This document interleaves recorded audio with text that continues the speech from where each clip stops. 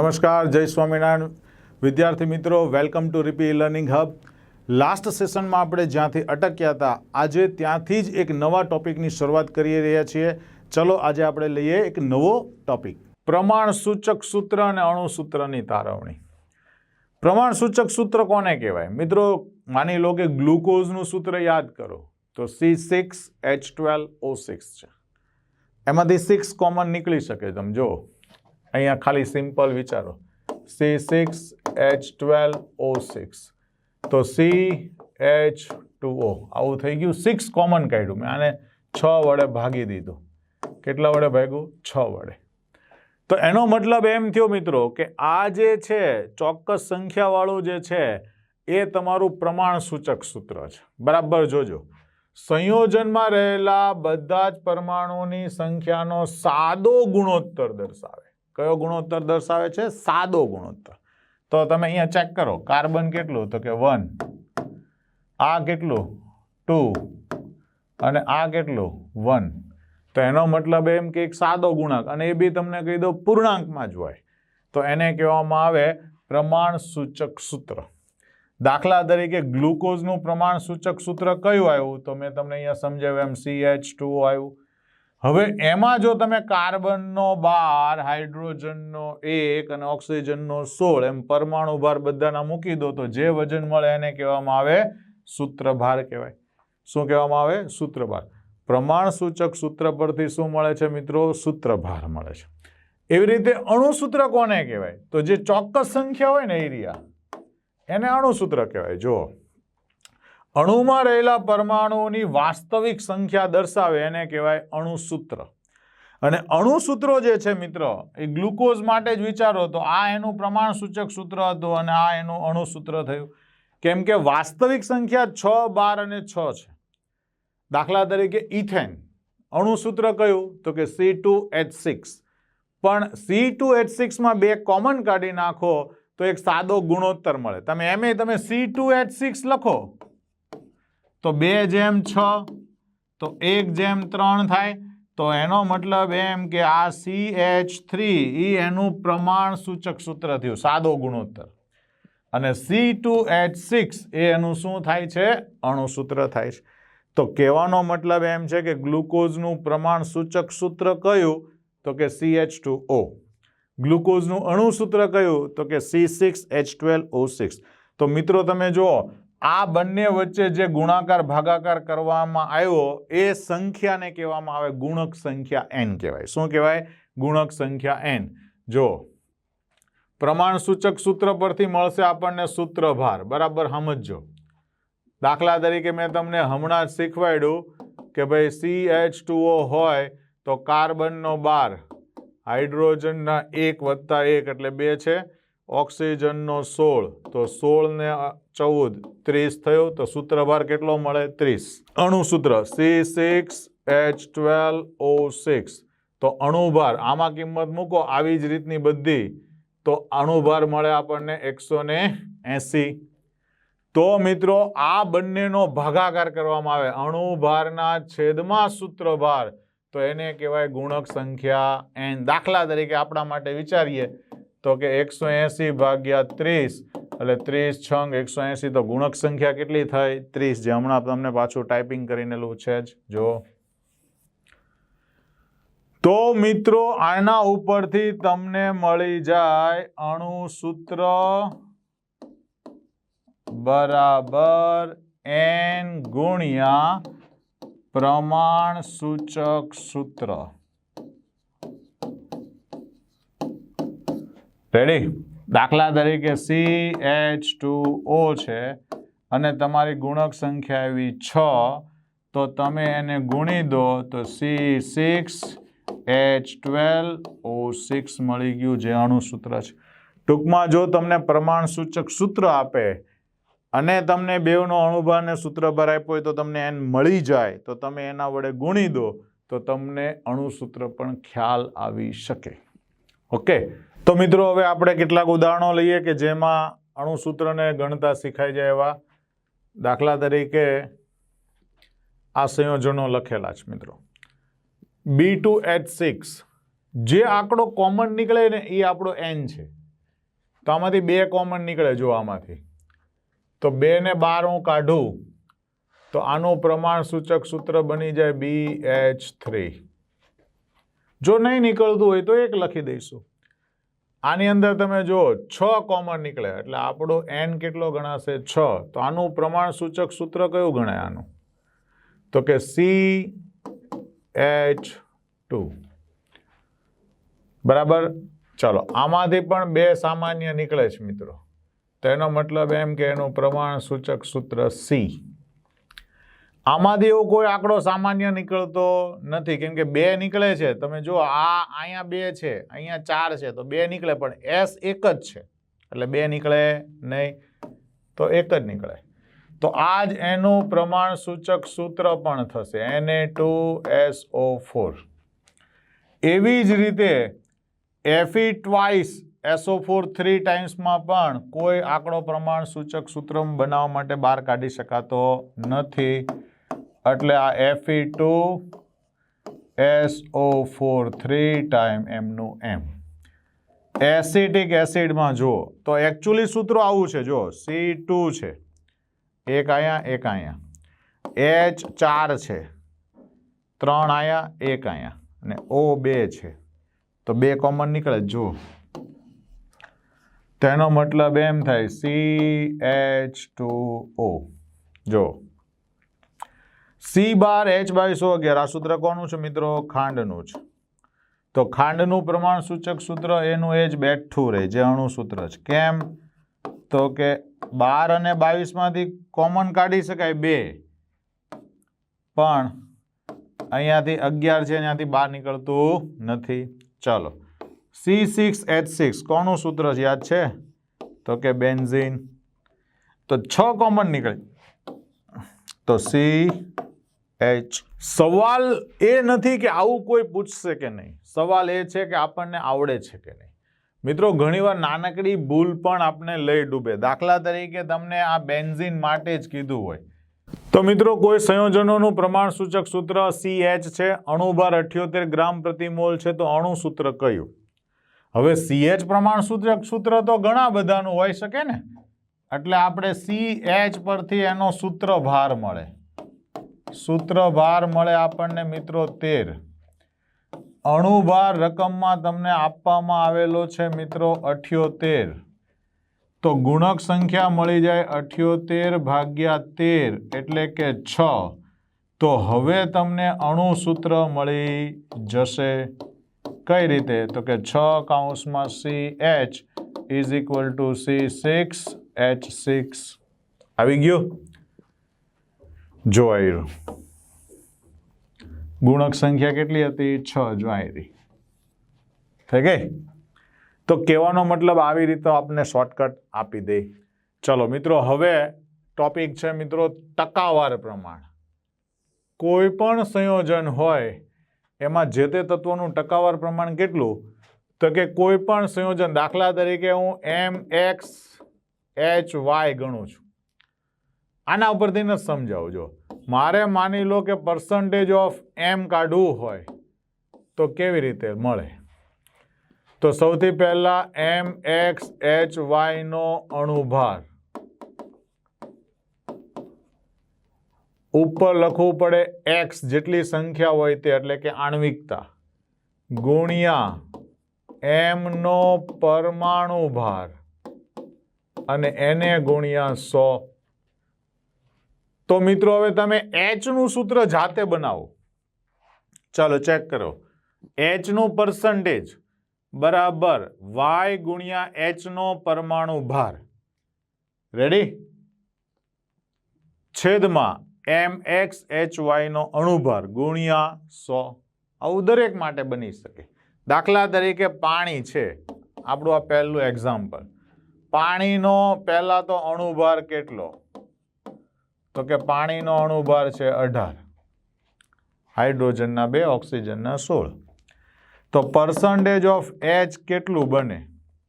તમે આ જ રીતે આ જ સૂત્ર ઉપરથી વિચારીને મને સીધું લખાવો. તો કે 2, હાઇડ્રોજનની સંખ્યા 2 એટલે X ની જગ્યાએ મૂક્યો મેં 2, હાઇડ્રોજનનો પરમાણુ ભાર 1 છેદમાં એનો અણુભાર 18 ને ગુણ્યા કર્યું મેં 100.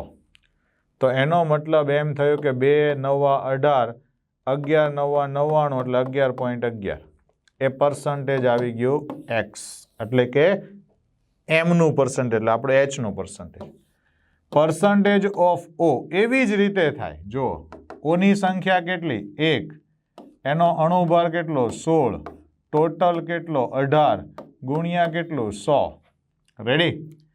એક રીતે આ ગુણાકાર ભાગાકાર કરીને તમે જે જવાબ લાવો તે. અથવા બીજી રીતે એમ પણ કહેવાય કે 100 માંથી આ 11.11 ને બાદ કરી દો, એટલે જે પણ કંઈ જવાબ આવે બરાબર 89 ને અહીંયા આવશે 88. કેમ કે 2 જ તત્વો હતા ને, 1 અને આ 2, તો એકનું મળી જાય તો બીજાને 100 માંથી બાદ કરી દેવાય. મિત્રો કેલ્શિયમ કાર્બોનેટમાં પણ આપણે સમજીએ. ચલો, કેલ્શિયમનો વજન કેટલું? તો કે 40. કાર્બનનું વજન કેટલું? 12. ઓક્સિજનનું વજન કેટલું? તો કે 16 તેરીને 48. તો મિત્રો આના સીધા જ સૂત્ર બનાવું છું.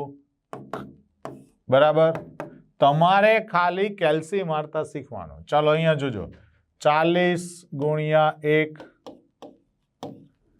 ભાગ્યા 100, અણુભાર એનો 100 છે, ટોટલ ગુણ્યા 100. તમે ચેક કર્યું આ 100 થાય છે કે નથી થતું? જો આ બેનો સરવાળો 60, 60 ને 40, 100. બરાબર.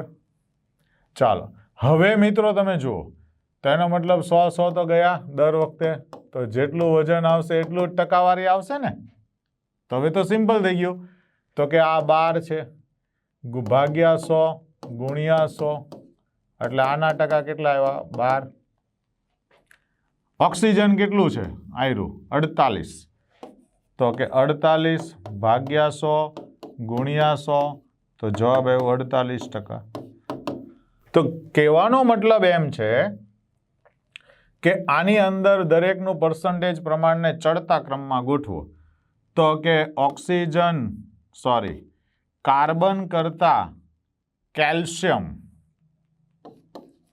ને કેલ્શિયમ કરતા ઓક્સિજન એ વધારે પ્રમાણમાં કહેવાય. બરાબર છે મિત્રો? ચાલો હવે આવે છે મિત્રો આ બે બીજા દાખલા, બહુ મોસ્ટ આઈએમપી દાખલા છે. ઇન્સ્યુલિન 0.32% સલ્ફર ધરાવે છે, યાદ રાખજો. અને એમ કીધું એનો ન્યૂનતમ અણુભાર કેટલો હશે. હવે તમને હું એમ કહું કે કાર્બનની સંખ્યા ન્યૂનતમ હોય એવું કાર્બન ડાયોક્સાઇડનું અથવા કાર્બનના ઓક્સાઇડનું સૂત્ર બનાવો, તો તમે કયું બનાવો? સી અને ઓ. ઓછામાં ઓછો એક કાર્બન તો લેવો જ પડે, લેવો પડે કે નહીં? હા. હાઇડ્રોજન એક ન્યૂનતમ હોય એવું એક સૂત્ર બનાવો, તો તમે એચ કેટલા લેશો? ઓછામાં ઓછા એક તો લેશો જ. એટલે એનો મતલબ એમ થયો કે ઇન્સ્યુલિનની અંદર સલ્ફરનો ન્યૂનતમ કેટલો? એક પરમાણુ તો આપણે લેવો જ પડશે. તો મતલબ કે percentage of S is equal to કેવું થાય? તો કે 1 કૌંસમાં સલ્ફરનો પરમાણુ ભાર છેદમાં એનો ઇન્સ્યુલિનનો અણુભાર ગુણ્યા 100. તો પર્સન્ટેજ એસ છે એમાં 0.32. મિત્રો યાદ રાખજો, સલ્ફરનો પરમાણુ ભાર કેટલો? 32, અને એની સંખ્યા 1 છે. અણુભાર આપણે શોધવાનો છે ને ગુણ્યા છે 100. તો અણુભારને હું એમ વડે દર્શાવી દઉં, તો 32 ભાગ્યા 0.32 ગુણ્યા 100, એને હું 10⁻² લખું. તો 32 ગયા એટલે આ 0.01 વધ્યું. 10⁻−2 ઉપર જાય તો બીજા 2 એટલે 10⁻4. 10⁻4 એટલે 10,000. તમને મેં જવાબ પણ એવો જ આપ્યો, જો આયરો. ઓકે, તો આ થઈ ગયું ઇન્સ્યુલિનનો અણુભાર. મિત્રો તમે ખાસ જોજો, આપણને જે ડાયાબિટીકમાં ઇન્સ્યુલિન આપવામાં આવે ને એમાં સલ્ફર હોય. ઇટ મીન્સ કે સલ્ફર જ્યારે ઘટી જતું હશે ત્યારે ઇન્સ્યુલિન બનતું બંધ થતું હશે. તો મારી તમારી બધાને અંગત વિનંતી છે કે જે લોકોને ડાયાબિટીસ હોય ને એ લોકોને સલ્ફરયુક્ત નેચરલ ફૂડ ખવડાવો. જેમ કે કાંદા લસણ, એમાં સલ્ફર આવે. પણ જો આપણે સ્વામિનારાયણ હોય તો આઈ એમ સોરી મિત્રો, લસણ અને કાંદા સ્વાસ્થ્ય માટે સારા જ છે, બરાબર, ધર્મ ગમે તે હોય. ચાલો હવે વાત આવે છે મિત્રો હિમોગ્લોબિન. આ કોણની સંજ્ઞા છે? તો કે હિમોગ્લોબિનની છે. હિમોગ્લોબિન એટલે શું? તો કે ભાઈ હિમોગ્લોબિન આપણા રક્તની અંદર હોય, રક્તકણ, રક્તકણમાં હિમોગ્લોબિન. ગુજકેટમાં આવો સવાલ બી પૂછાયેલો છે. હિમોગ્લોબિન એ ખાલી જગ્યા તત્વનું સંકીર્ણ સંયોજન છે. તો મિત્રો હિમોગ્લોબિન એ આયર્નનું સંકીર્ણ સંયોજન છે. સજીવ પ્રણાલી, પહેલો દિવસ યાદ કરો, સજીવ પ્રણાલીમાં કેમિકલ્સ કામ કરે, બાયોકેમિસ્ટ્રી. એમાં મેં તમને એવું કીધેલું 2 પ્રણાલી આવે, એક મનુષ્ય પ્રણાલી એટલે કે સજીવમાં 2, એક સજીવમાં મનુષ્ય અને પ્રાણી ટૂંકમાં, અને એક વનસ્પતિ. તો તમે જુઓ એમ તો વનસ્પતિની અંદર ક્લોરોફિલ સંકીર્ણ છે. ચલો બીજો એક નીટનો સવાલ, ચલો સવાલનો જવાબ આપજો. આપણું રક્તકણ એટલે કે હિમોગ્લોબિન, હિમોગ્લોબિન અને ક્લોરોફિલ એક ખાલી જગ્યાના સંકીર્ણ સંયોજન છે. હવે ઓપ્શન્સમાં છે ને તમને એમ કહી દે ને કે ભાઈ આયર્ન અને મેગ્નેશિયમ, તો તમને બધાને આવડે, પણ હું થોડીક વાત કરું. આ આયર્ન છે અને આ મેગ્નેશિયમ છે. આ કયા વિભાગનું છે અને આ કયા વિભાગનું છે એ જુઓ. આ છે મિત્રો ડી વિભાગનું છે અને આ છે એસ વિભાગનું. તો હવે સવાલમાં ટ્વિસ્ટિંગ એવું કરશે મિત્રો કે અનુક્રમે કયા વિભાગના તત્વ છે. તો એક સવાલ આવે ડી વિભાગ અને બીજાનો જવાબ આવશે એસ વિભાગ. પછી એનાથી ઓર આગળ લઈ જાય, બંનેની ઇલેક્ટ્રોન રચના કઈ હશે. એટલે બહુ બધા સવાલ બને. આપણો સવાલ આવો છે 0.25% એ તમને આયર્ન ધરાવે છે. તો જો અહીંયા 0.32 હતું તો અહીંયા 0.25 છે. અણુભાર બી આપી દીધો, જો 89,600 એનો અણુભાર છે. તો તમને એમ કીધું છે કે એક અણુની અંદર એફીની સંખ્યા કેટલી, એટલે મારે આ એક્સ શોધવાનો છે, બરાબર. મેં અહીંયા ન્યૂનતમ શબ્દ વાપર્યો હતો ને, એટલે તમે એક ધારીને ચાલ્યા હતા. હવે અહીંયા ન્યૂનતમ નથી કીધું, બરાબર, એટલે પર્સન્ટેજ એટલે કેટલા, તો કે 0.25. હવે આવું સૂત્ર લખવાની જરૂર નથી મિત્રો, આપણે તો નીટ માટે ગણીએ છીએ એટલે 1 મિનિટમાં થાય એવું જ વિચારવાનું. તો કે ભાઈ એક્સ ગુણ્યા એફીનો પરમાણુ ભાર 56 અને અણુભાર આપેલો છે 89,600. રેડી? બરાબર જોજો મિત્રો. આ એક્સ ને મારે સૂત્રનો કરતા બનાવવું છે, પહેલા હું બનાવી દઉં પછી બધું લખું. 0.25 ગુણ્યા 89,600 ભાગ્યા 56 ગુણ્યા 100. ચલો આ મીંડું અહીંથી આ પોઈન્ટ સહિત કાઢી નાખું, આ પોઈન્ટ સહિત કાઢી નાખું તો બીજા 2 મીંડા ચડી જાય. બીજા 2 મીંડા નાની સાથે ઉડાડી દઉં. 2 હરખું જ હતું ને, અહીંથી આમ કરી દે તો બી ચાલતે. ચાલો આના ભાગ પાડો, 7 8 ને 56, આને 7 વડે ભાગી જવું. 7 એકા 7, 1 વધ્યો 19, 7 દુ 14, 5 વધ્યા 56, 7 8 56, ચાલી ગયું. ચાલો હવે આ 4 વડે 4 દુ 8, 4 તેરી 12, 4 દુ 8, પાછું 2, 16 દુ 32. રેડી? તો એનો મતલબ એમ થયો કે 25 ચોક 100 અને 100 ચોકે 4. તો મિત્રો જવાબ આવ્યો 4. તમે કદાચ માર્ક કર્યું હોય તો 1 મિનિટ કરતાં વધારે સમય લાગેલો નથી. તો આ વાત થઈ મિત્રો હિમોગ્લોબિનમાં પર્સન્ટેજ પ્રમાણની. આ મેં એટલા માટે લીધું, પ્રમાણ સૂચક સૂત્ર અને અણુસૂત્ર પછી હિમોગ્લોબિનનું પર્સન્ટેજ પ્રમાણ, પછી બધા તત્વોનું પર્સન્ટેજ પ્રમાણ. એનું કારણ છે કે ઇમ્પિરિકલ ફોર્મ્યુલા એટલે કે પ્રમાણ સૂચક સૂત્ર અને અણુસૂત્રની અંદર જે તે તત્વોનું તમને ટકાવાર પ્રમાણ આપશે અને ટકાવાર પ્રમાણની માહિતી આપણી પાસે હોવી જોઈએ. ચાલો મિત્રો આ ખાસ હવે વાત કરી આની. Na2SO4.6H2O, Na2SO4.XH2O, સોરી XH2O, એને ગરમ કરો તો 56% જેટલું વજન ઘટે છે. કેટલું વજન ઘટે છે? 56%. હવે કોઈ પણ પદાર્થને ગરમ કરો ને, દાખલા તરીકે હું Na2SO4 નું જ લખું છું, Na2SO4.XH2O જે છે એને તમે જેવું ગરમ કરશો મિત્રો આ પાણી જ ઉડે, આને કાંઈ ન થાય. એટલે એનો મતલબ એમ થયો કે Na2SO4 વધે અને વધતા XH2O ઉડી જાય. બરાબર. હવે ઉડે ત્યારે 56% જેટલું વજન ઘટે છે. મતલબ આનું પ્રમાણ 56% હશે તો આનું પ્રમાણ કેટલું હશે? 44% હશે. રેડી? તો મિત્રો આવા સંજોગોમાં આપણી પાસે જ્યારે સંયોજનનું ટકાવાર પ્રમાણ આવી જાય તો આપણે એની ગણતરી કઈ રીતે કરશું? તો આ જે પર્સન્ટેજ પ્રમાણ છે મિત્રો એના ઉપરથી તમે એના અણુભાર વડે ભાગી દો. દાખલા તરીકે આનો અણુભાર કેટલો થાય? તો કે 18 વડે ભાગીએ.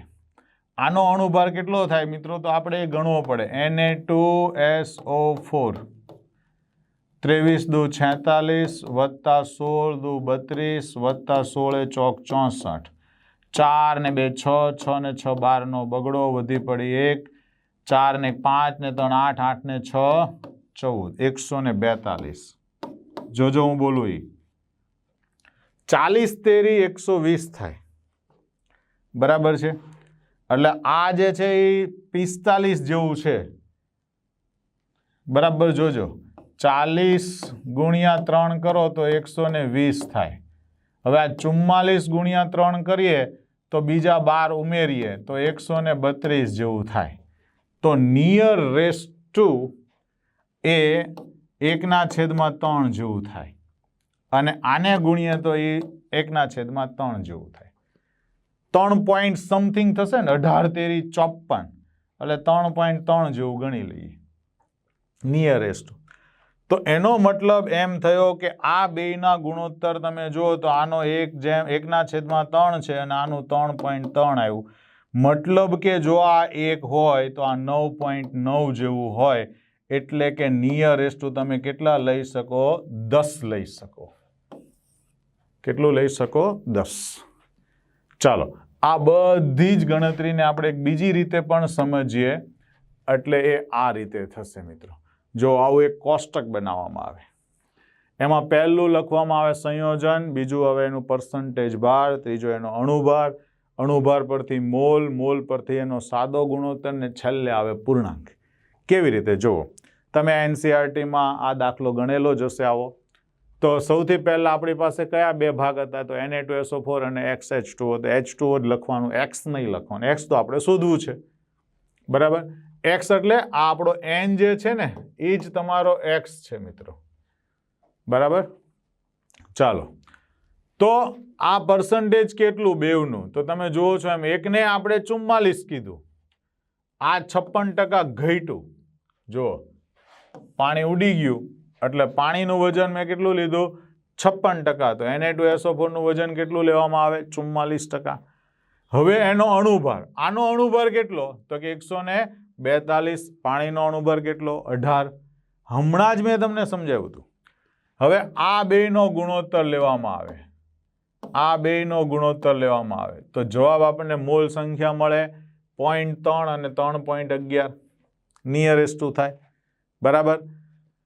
આમાં જે નાનામાં નાની સંખ્યા હોય ને એને બેયના છેદમાં મૂકવાનું એટલે કે 0.3 ભાગ્યા 0.3 થશે અને 3.11 ભાગ્યા 0.3 થશે એટલે નિયરેસ્ટ ટુ આ 1 થઈ ગયું અને આ 10.36 થઈ ગયું. તો આ આપણને મળે 1 અને આ મળે 10. તો ટૂંકમાં આપણો સૂત્ર થયું Na2SO4.10H2O. રેડી? ચલો એક બીજો દાખલો લઈએ. C જેમ H જેમ N. મિત્રો આ નીટમાં હમણાં જ પૂછાયેલો છે. આ પ્રમાણ આપ્યું છે. રેડી? દળ ગુણોત્તરમાં હોય તો પ્રમાણ સૂચક સૂત્ર ગણો. મિત્રો પ્રમાણ સૂચક સૂત્ર ગણવાનું કીધું. જો તો સૌથી પહેલા આપણે એનું પ્રમાણ નીચે લખી દઈએ તો કે C જેમ H જેમ N કેટલા છે? તો કે 9 જેમ 1 જેમ 3.5. હવે મિત્રો આપણે એના અણુભાર વડે ભાગીએ. કેટલા વડે? પરમાણુ ભાર વડે ભાગીએ. પરમાણુ ભાર અહીંયા તત્વ છે એટલે પરમાણુ ભાર નહીં તો અણુભાર વડે ભાગવાનું. તો તો કાર્બનનો છે 12, હાઇડ્રોજનનો 1 અને નાઇટ્રોજનનો 14. તો એના વડે ભાગીએ તો 9/12, 1/1 અને 3.5/14 આવે. તો મિત્રો આનો ભાગાકાર વિચારો. તો આનો ભાગાકાર 3 તારી 9 ને 3 ચોક 12 એટલે 3/4 થયું. આનું 1નું 1 રહ્યું. અને આ 35 દુ 70, 70 દુ 140 છે. તમે જુઓ, તમે અહીંયા 3.5 ગુણ્યા 4 કરી જુઓ તો 3 ચોક 12 નો 5 ચોક 20 નો મીંડું બરાબર 5 ચોક 20, 3 ચોક 12 ને 2 14 એટલે કેટલું આવી ગયું? આવી ગયું 14. તેનો મતલબ 1/4. તો હવે તમે આમાં 4 લસા લઈ લો મિત્રો, તો તમને જવાબ મળશે આવો 3/4/1. મતલબ C3 છે, H4 છે અને N1 છે. તો કયો સૂત્રનો જવાબ થયો? થઈ ગયો C3 H4 N1. તો આ મિત્રો થયા આપણા ગુણોત્તર પ્રમાણના દાખલા. તો વિદ્યાર્થી મિત્રો, આજના સેશનમાં આપણે જે પણ કંઈ અભ્યાસ કર્યો એને ફરીથી તમે નેક્સ્ટ વિડીયો ભણો ત્યાં સુધી ફરીથી વાગોળતા રહો, અભ્યાસને વારંવાર પુનરાવર્તન કરતા રહો. રિપીટના આ જ વિડીયોનું વારંવાર પુનરાવર્તન કરવાથી આપણો ટોપિક વધારે ને વધારે સક્ષમ બનશે, સારો બનશે. ફરી મળીએ ત્યાં સુધી ખૂબ સરસ રીતે તૈયારી કરો, આનંદમાં રહો, ખુશ રહો.